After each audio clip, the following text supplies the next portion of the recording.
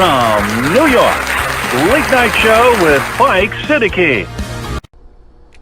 Assalamu alaikum and welcome to the show. My name is Faiq Izhar Hussain Siddiqui. साहिबों, Shahbaz शरीफ उनके इत्तेहादी, उनके हिमायती जिस तरह 9 अप्रैल को इमरान हुकूमत के ख़िलाफ़ मेंबरान को ख़रीद कर तहरीक अदम एतमाद लाए थे, बिल्कुल उसी तर्ज पे उन्होंने दोबारा काम शुरू कर दिया है और अब वो पंजाब की हुकूमत को ख़त्म करने के लिए तहरीक अदम एतमाद लाने की तैयारी कर रहे हैं।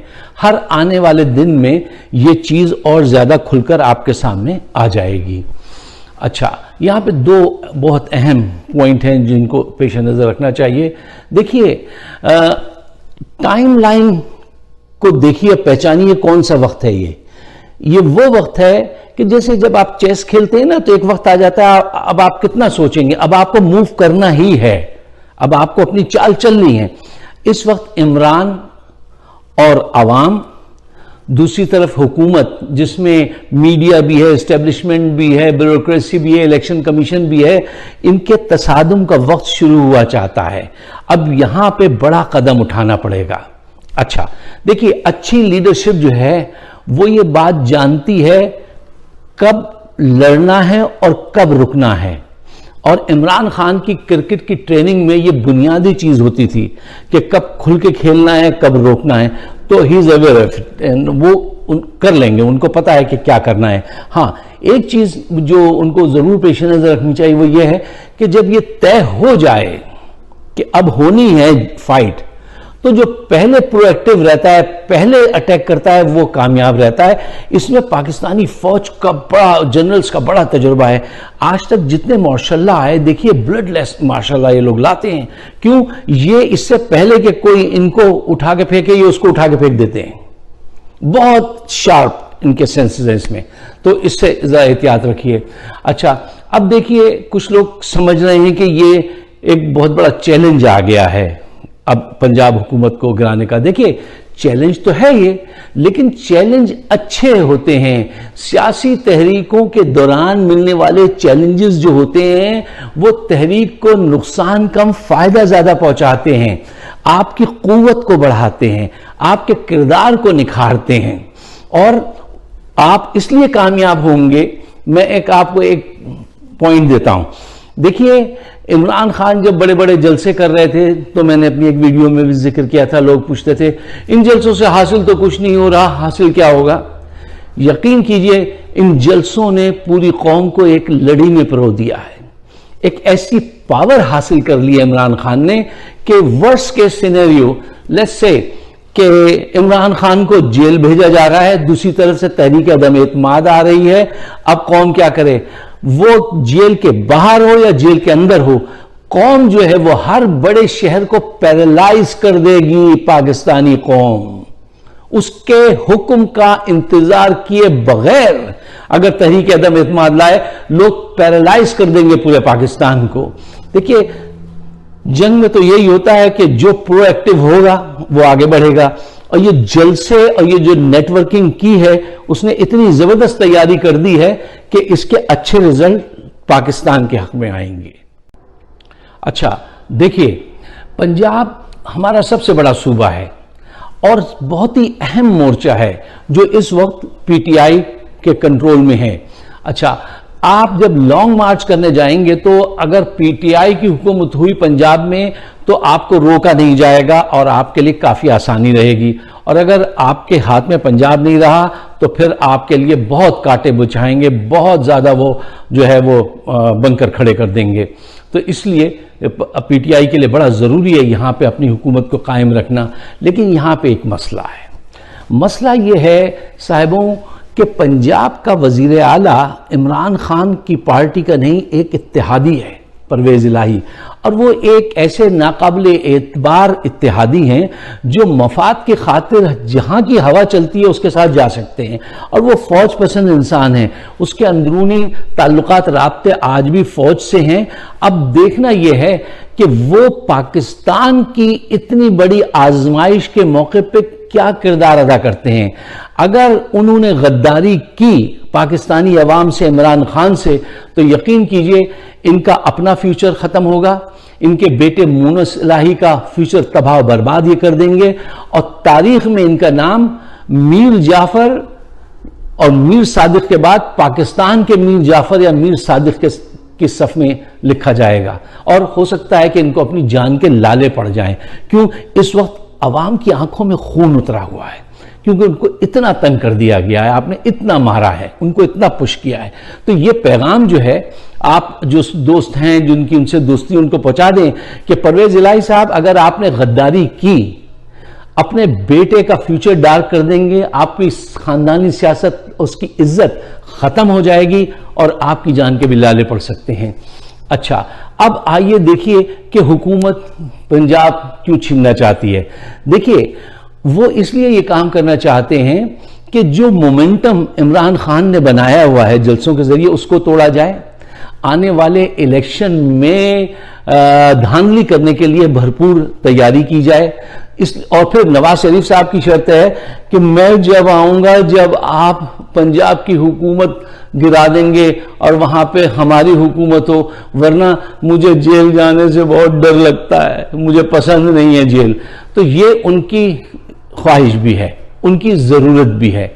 अब देखिए, इस्टेब्लिशमेंट को ये बात सोचना चाहिए, देखो लड़ाई लड़ते रहो, लेकिन ये पाकिस्तान के मफाद को मत भूलो, उसकी सलामती को पेश नजर जरूर रखो। देखिए, इस्टेब्लिशमेंट ने पहले छोटे मियां साहब के हाथों रसवाई से ही वो कहते थे हम बहुत तजुर्बाकार हैं, हम मईशत ठीक कर देंगे, आप एक मौका हमें दीजिए, मैं मुल्क मांगने जाऊंगा। मुल्क गए, आपने अंजाम देख लिया, मईशत तबाह बर्बाद कर दी। अब आप बड़े भाई को, बड़े मियां साहब को लाकर उनको इमरान खान से लड़वाने की कोशिश कर रहे हैं। ये कोशिश ऐसे ही है कि जैसे आप आटे की खाली बोरी को खड़ा करने की कोशिश करें, या उस गुब्बारे को फुलाने की कोशिश करें जिसमें 2 छेद हैं। आप करते रहिए कोशिश, कामयाबी नहीं होगी। उनका वक्त पूरा हो गया है, और जब कायनात का मालिक आपसे नाराज हो जाए और आपके लिए लिख दे कि नो मोर, तो फिर आप कितनी भी बड़ी तोप रखते हो, आप कितनी भी बड़ी शय हो, आप कर कुछ नहीं सकते। इनका वक्त खत्म हो चुका है। लोगों के दिल इनकी तरफ से खराब होकर दूर हो चुके हैं, और उनको करीब लाना आसान नहीं है। ये बाप की बदअक्ली होगी कि आप इनको ला रहे हैं इमरान खान से लड़वाने के लिए। जरा सोचिए और समझ के फैसला कीजिए। देखिए, इस वक्त वो लोगों को खरीदने में मसरूफ हैं, और वो कुछ ना कुछ लोग खरीद लेंगे, क्योंकि पाकिस्तान में ऐसे लोग भी हैं ना, पॉलिटिशियन, जो ये सोचेंगे अगर मुझे 10 करोड़ रुपए मिलते हैं और मेरा पूरा सियासी कैरियर खत्म हो जाता है तो भले हो जाए, इतने पैसे तो मैं नहीं कमा पाता, लिहाजा मुझे अपने आप को बेच देना चाहिए। ये कौम के अरकान असम्बली की ज़हनी इतनी पस्ती है इनके जहन की। अच्छा, ये मुमकिन है, बहुत मुमकिन है कि वो खरीद लें। अच्छा, ये सब खरीदो फरोख्त होगी, सुप्रीम कोर्ट भी देखेगा, चीफ आर्मी भी देखेगा, बल्कि वो तो इन्वॉल्व है उसमें, सब देखेंगे कि ये ऐसे जमहूरियत होती है, मुल्क ऐसे चलते हैं। लेकिन ऐसा हो रहा है और ऐसा होता रहेगा। अब आप इसकी शिकायत ना करें, बल्कि इसकी तैयारी करें कि आपको क्या करना है। देखिए, एक काम बहुत अच्छा कर दिया इमरान खान ने कि उन्होंने टाइम जब उनको मिला तो उन्होंने जलसे कर के जो है एक लड़ी में पिरो दिया और अपनी पावर को जो एक शक्ल दे दी। अच्छा, अब वो बाहर रहें या अंदर, वो पावरफुल रहेंगे। अब उनको चाहिए कि एक काम जरूर करें कि अपनी पसंद से किसी प्रोएक्टिव को अपना नायब जरूर मुकर्रर करें, क्योंकि अब ये वक्त करीब है, आने वाला है।